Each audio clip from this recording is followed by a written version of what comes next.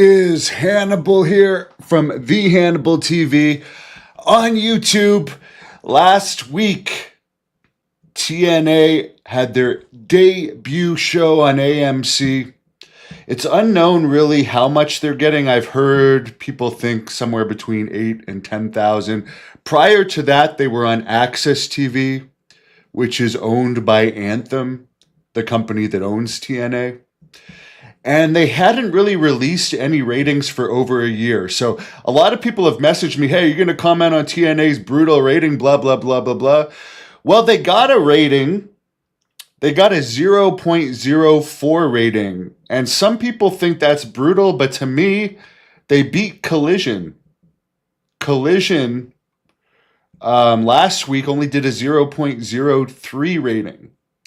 So for TNA to beat Collision, that's pretty good. Will they be able to? I mean, they used AJ Styles. AJ Styles, a man that I beat 2 times in one night when he was New Japan champion. So maybe they should have used me because I'm in pretty good shape these days. I do have a ton of followers and so forth. But no, I got heat.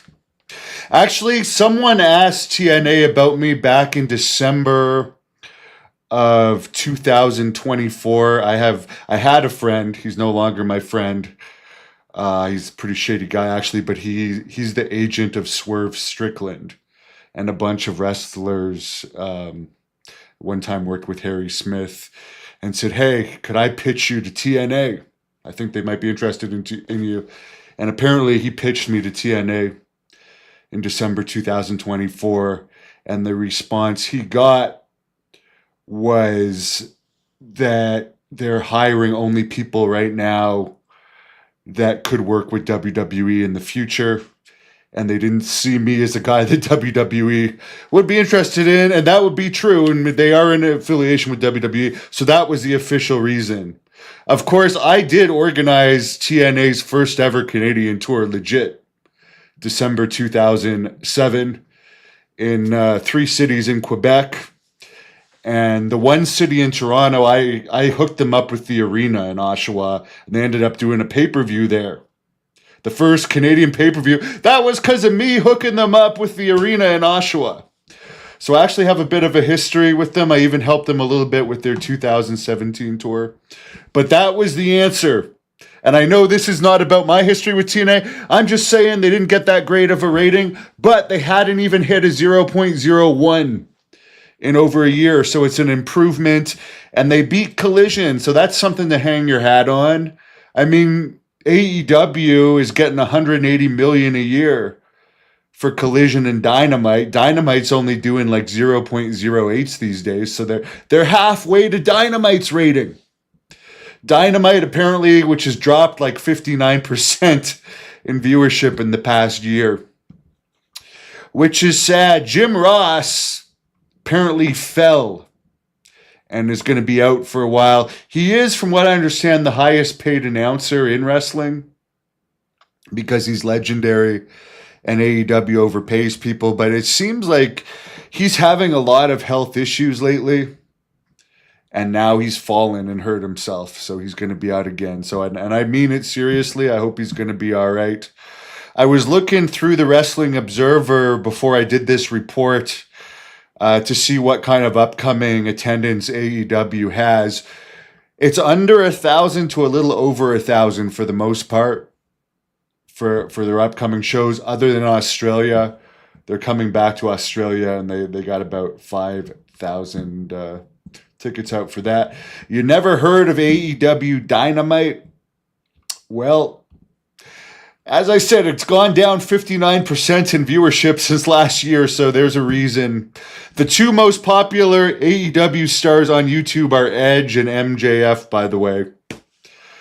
Not Will Ospreay, who they paid a fortune for, and ratings have only gone down since they hired him. WWE Unreal has dropped today. I'm about halfway through the first episode.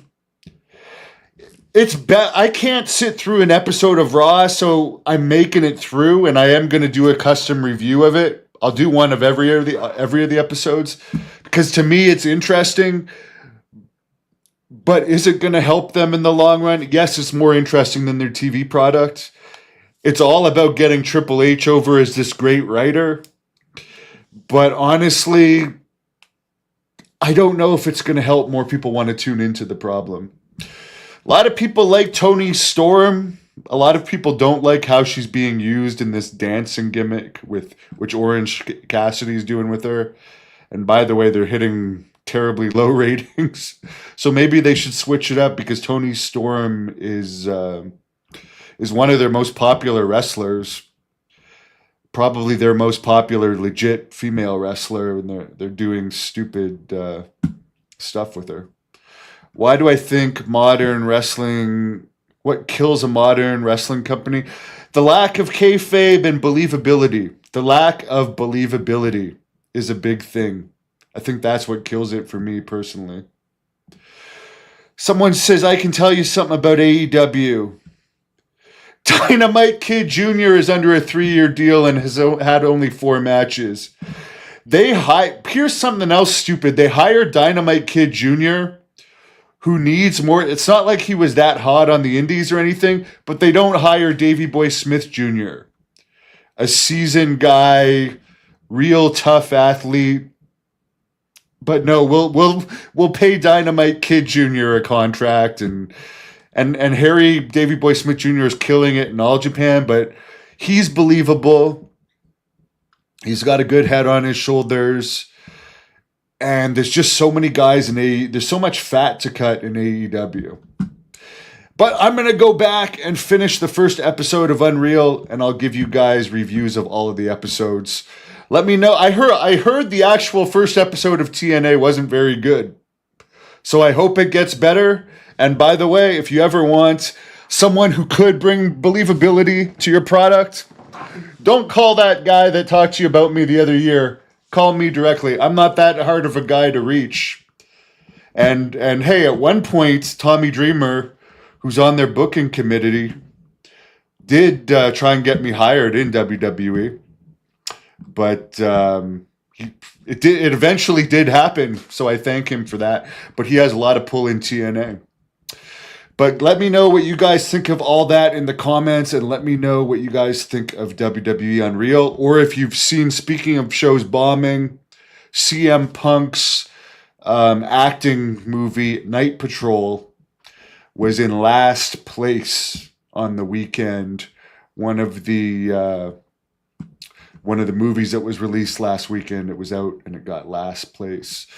Is there any new Dark Side of the Rings coming out? Yes. There's a new season being made. But they seem to be stretching for content with each season that goes by. Last year's season was really weak, so I haven't heard much about who the subjects are going to be this year. But make sure you subscribe. I'll keep you updated on that, and I'll be back with my Unreal review.